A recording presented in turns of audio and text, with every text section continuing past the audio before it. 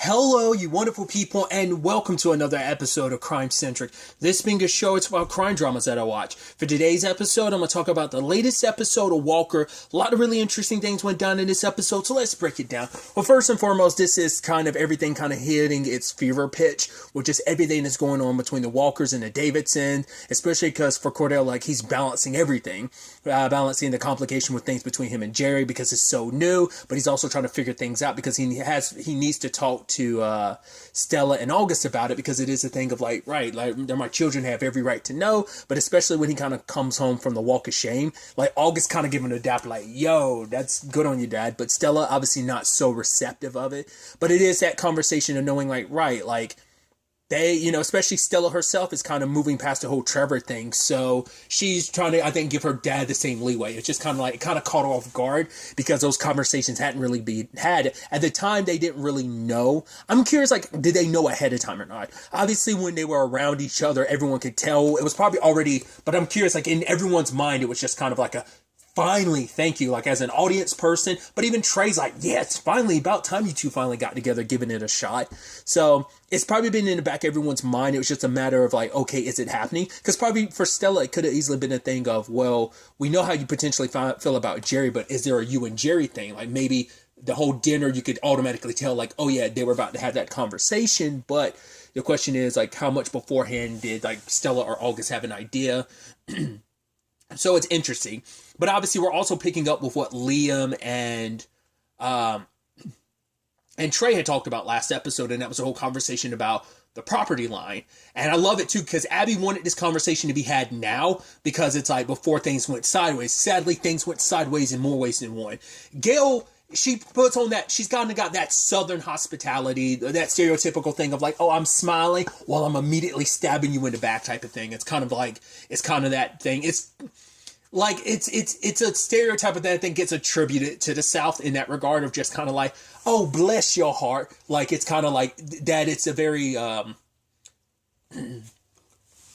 where some other places, if you have an issue with someone, it's you be straight up with them. It's that Southern thing of just kind of nah, we smile while we're secretly plotting your demise type of thing, And I think that Gail personifies that, And I get it. She is grief-stricken. She talked about it last episode with Jerry about how there's so much she's going through that she's surprised that Jerry was able to bounce back. All in 20 years, Jerry was able to do what Gail hasn't been able to do in 20 years. She was able to do in a year.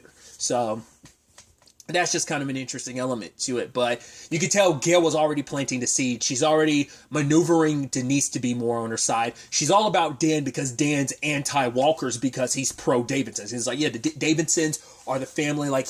They represent everything a family should be. So that's why, once again, we get little taste here and there about his upbringing is why he latched onto the Davidsons, why he fights so hard tooth and nail for them, why he sides with them so hard. But I guess truth be told is his situation is no different from Jerry, which I'll get to that Jerry thing. Well,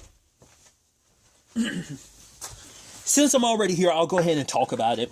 The fact is they made such an emphasis on the fact is that Jerry is siding with the Walker. She's I got your back. She's made that clear the entire time. But we did find out this season, and maybe it came up in season 1, but I don't think it ever did. When she talked to Colton, she brought up the fact that she herself was adopted. And I'm okay, now we found out Abby's dirty secret this episode, and that was that Gail and Marv's baby that they thought died didn't die.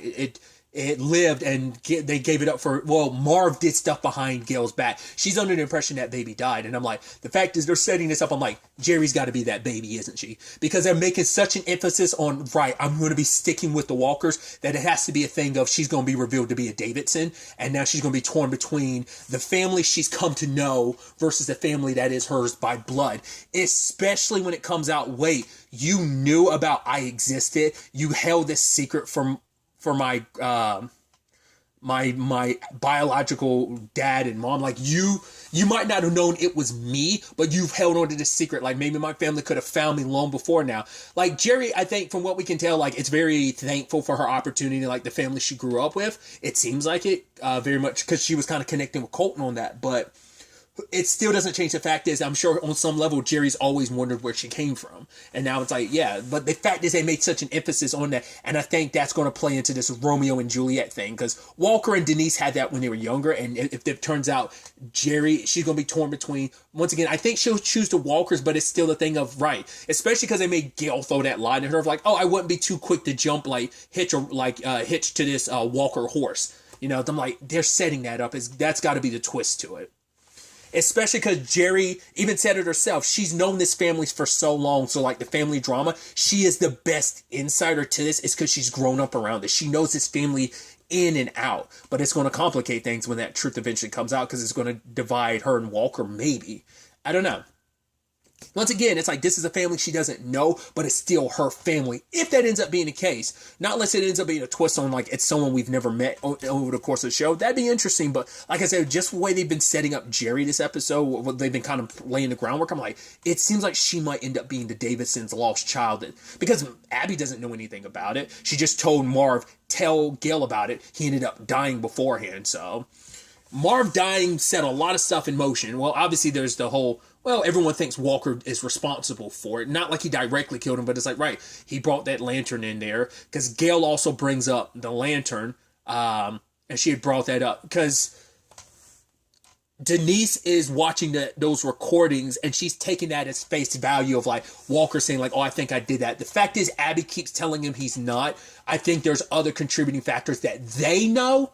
That, once again, it was an accident, but the problem is so much time has passed, and they kept denying over and over again that it was Walker's fault, that it's like the Davidsons lost everything. That's why Walker wanted to reach out and make things amenable, but even despite that, there's just always been this tug of war between these families. Because I think Denise is going to take out a lot on the Walkers. It's like her father being dead, two, like her family's situation being what it is, especially because the Walkers, specifically Liam, constantly like fan the flames of this issue. Like she has her issues with Dan because they're going through it this episode, but like she's still ride or die when it comes to her family, and Gail's she's amounting the forces because she's got Denise, who's, you know, her teeth are sharpened and ready to take out a bite out of the Walkers now. Dan's already been ready for this fight. Colton, she's like flinging him this way, but obviously he has his feelings towards Stella, but that in itself might be enough to kind of switch him over to full-blown Davidsons. Because Bond had told, like, you know, it's like, oh, August, you better be lucky there was no Davidsons around when it came to that lantern, because August knows the significance of it, because it's like, right, if you didn't know the significance of it, you wouldn't have hit it the way you did. It's like, yeah, you told your dad, but then apparently Walker never told Bond about it, so it's like, okay, this is the episode of secrets upon secrets upon secrets. Hell, even Walker's new partner, Cassie's getting dragged in the middle of this. She's trying to be Switzerland in it all, because she ends up getting Dan after he like was basically drunk, and it's like, yeah, let's keep this low key, having like the DA's husband do that. And you could tell Cassie was bothered by it, because that's the sad thing. It's like, oh, I don't, you know, I think she even made reference to the fact is that she was not the biggest fan of Walker right now, but it's so sad considering like Cordell gave you the best accommodations of like saying like, no, like, despite our family issues, Denise is a good person. And I think that's what rubbed Cassie the wrong way. It's almost like, yeah, your power, like, oh, you're making stuff disappear. Like, rather than kind of handling things the right way, you're kind of using your power to kind of, yeah, just keep this between us. Like, I think that rubbed Cassie the wrong way. Circling back to the Lantern 2, you can't forget the fact is that she actually convinced, hey, Colton, you should steal that for us. Which he's like, once again, he's not in the best position right now, because he kind of got into it a little bit with Stella, because she was talking to him about like, oh yeah, me and my dad, like, yeah, the whole thing about like him potentially having a one-night stand. He's like, yeah, that sucks. She's like, really? That's it? Like, come on, like, we had this, like, we were super open before, and he's like, oh, why don't you talk to your boyfriend about it? It's just a fling. And he's like, what? She's like, what are you talking about? It's like, yeah, that's what August says. Like, why are you my brother? He's like, really? You don't know why we're having this conversation? And it's like in that moment, she never really realized until that moment. She's like, oh, she didn't know how he felt about her. Because the sad thing is, he kind of thought it was too late. Because by the time he wanted to tell her how he really felt, even the fact is that song that Todd and them played was songs and lyrics he wrote because of her, what was going through his mind, what was in his heart. So there's going to be a lot of complications on heartbreak. Maybe there can be a happy ever after with this. But once again, this is This is generations of a blood feud. I mean, I think that's also, I made the Romeo and Juliet comparison. It's like even more so in this regard because this family has feuded for decades about, land that apparently, because we learned this episode that Bond has a secret of his own. And that was Marv visited him sometime before he died. And it was basically Marv had brought documents proving what Liam is bringing up today, and that's what pissed Bond off because it's like, right, I thought this was dead and buried. I thought this died with Marv, and the fact is to have Liam bring it up, your own flesh and blood bring it up. Like, now I'm also going to really quickly bring it up. I started wondering whether we're going to end up finding out, like, because he is the oldest, I thought we were going to find out that Cordy is actually like Marv's or something. Like, that's what I was wondering. Like, were we going to find out something like that? That one of the Walker siblings, I was about to say it had to be Cordy because he's the oldest. So I was like, so could it be that he's actually could he be a secret love child that, it's like, right, we'll just say it's Bond's, but it's actually Marv's. Like, I didn't know if that's like some like thing that was going to happen. If that was, it'd make the whole him and Denise dating thing weird, but it's like they didn't know. But I'm like, no, I don't think that's where they're going. Like I said, I think Jerry's going to be the secret child that like the Davidsons thought they lost, but we'll see. Because it's interesting, because, like, Denise and Jerry, like, they haven't had really too many interactions, have they? So it's going to be interesting. Like, once again, she's Team Walker, but it's like, yeah, that's going to end up being your sister. And Dan, who's done all the shady stuff, is going to be your brother-in-law. So that's, once again, that's where my money is. Maybe other people agree, maybe people disagree. Maybe some people are like, oh, they're telegraphing that pretty hard. It's like, I don't know. It could still end up not being the case at all. But just the way they're positioning Jerry makes me feel like they're waiting for that twist in the story to hit the characters that hard. But I do think it is such an interesting thing that, like, Denise wants to make it seem like this is no longer personal. It is. Because even, like, it's like, cool, you want to get her father's case reopened. She's like, oh, I just want the truth. It's like, you want the truth because, like, your mom's kind of gotten in your head about the fact is that you now believe it was the Walkers, especially with Cordell's like confession and stuff like that. But it's like, truth be told is he doesn't remember much about that night either. Like, he has a feeling he did that, but like, once again, you were there as well. So it's like, there's something there that he's blocking because it was a very traumatic thing, but something happened.